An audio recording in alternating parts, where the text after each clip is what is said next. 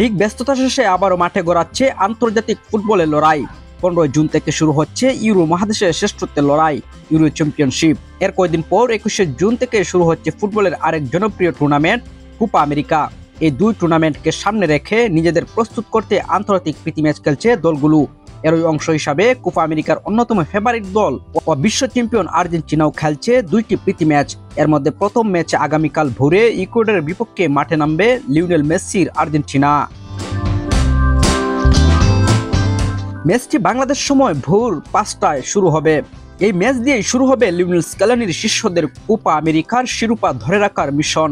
বিশ্ব champion Argentina রয়েছে দুর্দান্ত ফর্মে।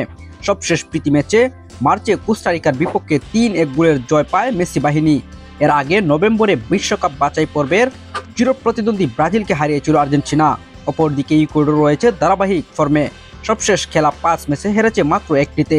ইতালির বিপক্ষে 2-0 ব্যবধানে হারলেও আগের 2 ম্যাচে চিলি ও গুয়েতেমালার বিপক্ষে জয় তুলে নিয়েছে তারা।